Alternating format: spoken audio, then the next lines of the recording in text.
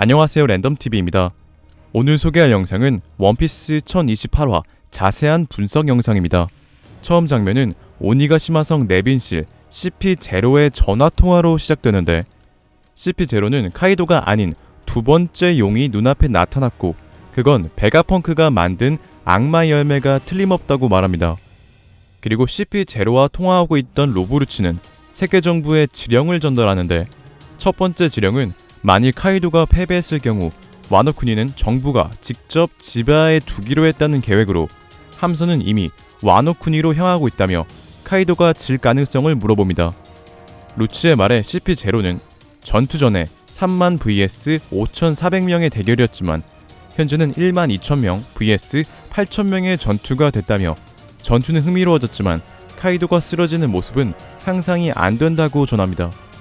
이에 루츠는 CP0에게 하나의 지령을 더 전달하는데, 지령은 니크로빈을 연행하는 것으로 상황이 어떻게 되건 그 여자의 존재는 해적들의 열쇠가 되기 때문에 연행하라 전합니다.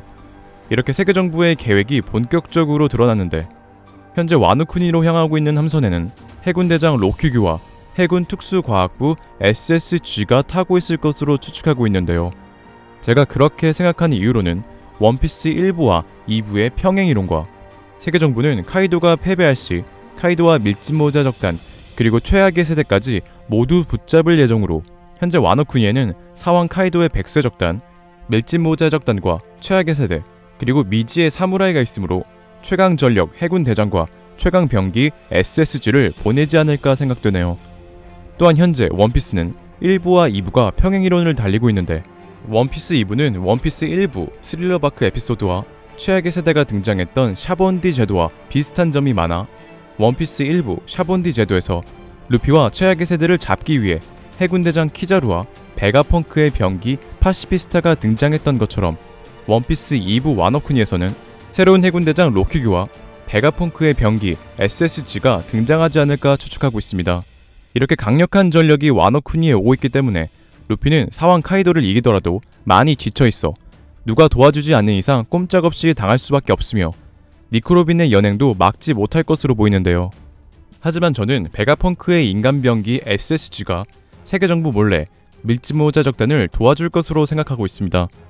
제가 그렇게 생각한 이유로는 천재과학자 베가펑크 때문으로, 이번 화에서도 떡밥으로 등장한 카이도의 혈통인자를 추출하여 베가펑크가 만든 인조 악마의 열매 물고기 열매 모델 청룡은 베가펑크가 말하길 도저히 납득할 수 없는 실패작이라 했지만, 그 열매를 먹은 모모의 상황을 보면 사실 열매는 완벽한 성공작으로 보이며, 이는 베가펑크가 세계정부에게 거짓말을 하고 있다고 생각할 수 있는데요.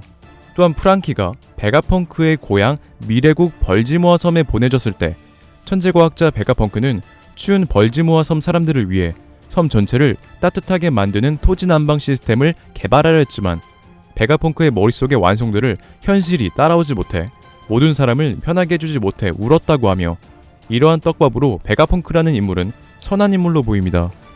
그리고 과거 시저와 대화했던 베가펑크의 실루엣을 보면 원피스 NL의 표지 현재에 등장했던 치키미 박사와 비슷한데, 치키미 박사는 달 비르카에 있는 로봇과 비슷한 로봇을 만든 인물로, 치키미 박사 또한 베가펑크와 같이 엄청난 과학력을 보유한 것으로 보입니다.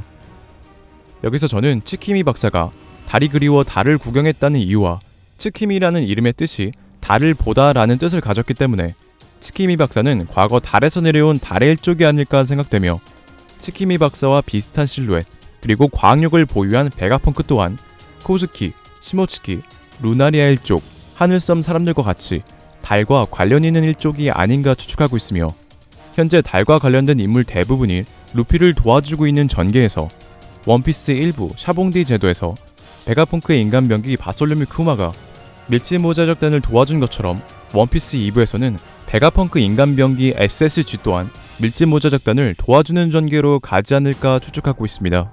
그리고 해군대장 로큐규 또한 드레스로자 에피소드에서 후지토라처럼 밀짚모자 적단을 보내줄 가능성이 있다고 생각하는데, 제가 그렇게 생각하는 이유로 해군대장 로큐규의 모티브가 낭인가에 나오는 검사 하라다 요시오로 추측되고 있는 이유와 해군대장의 코드네임의 동물색과 색은 능력과 성향을 나타내기 때문인데요. 현재 빨강과 파랑이 섞인 보라색 후지토라는 아오키지처럼 정의롭고 때로는 아카이누처럼 과격한 성격을 가졌는데, 그러므로 노랑과 파랑이 섞인 색인 녹색의 로큐규는 키자루와 아오키즈의 성격을 합쳐놓은 성격과 로큐규의 모티브의 영화 낭인가에서 사무라이였던 이유로 사무라이의 나라 와노쿠니와 관련이 있을 가능성도 있어 과거 해군대장 아오키즈와 후지토라처럼 밀짚모자의 적단을 보내줄 가능성이 있어 보입니다. 마지막으로 니코로빈이 또다시 위험에 처해졌는데, 니코로빈이 만약 연행된다면 루피 성격상 바로 로빈을 구할 것으로 생각되기 때문에 다음 에피소드가 세계 최대의 전쟁이 될 가능성이 있어 엘바프 등을 건너뛰는 스토리가 될 수도 있으며, 세계 최대의 전쟁 명분은 현재 위험한 것으로 추측되는 사보 비비 핸콕으로도 충분히 가능할 것으로 보여 니코로빈의 운명이 궁금해지는데요. 만약 니코로빈이 또다시 연행된다면 루피 개인이 아닌 밀짚모자 적단 모두에게 싸우는 의의를 주기 위한 명분이 되지 않을까 생각되네요. 장면이 바뀌고 오니가시마가 꽃의 도시 도달까지 앞으로 5분. 거대한 분홍룡 모모는 와노쿠니를 구하기 위해 불꽃구름을 생성하지만 불꽃구름은 어림도 없이 작게 나와 모모는 절망하며 자신이 하지 않으면 수많은 사람이 죽기 때문에 오니가시마를 절대 떨어지게 둘 수 없다 소리칩니다. 저는 과거 분석 영상에서 죽은 자를 기리는 불의 축제날 죽은 자에게 마음이 전해져 코즈키 오뎅의 환영이 보여 모모에게 힘을 줘 각성하지 않을까 추측한 적이 있는데, 지금 나오는 불꽃구름의 양을 봐서는 안 되지 않을까 생각되는데요. 그래서 저는 고대변기 우라누스가 등장하지 않을까 추측하고 있는데, 제가 그렇게 생각하는 이유로는 어인섬 에피소드에서 방주 노아가 어인섬에 떨어지는 상황과 현재 와노쿠니 에피소드에서 큰 폭탄 오니가시마 섬이 와노쿠니에 떨어지는 상황이 비슷하기 때문으로, 이에 대한 자세한 내용은 고대변기 우라누스의 등장 영상에서 자세히 다뤘으니 시청 부탁드리겠습니다.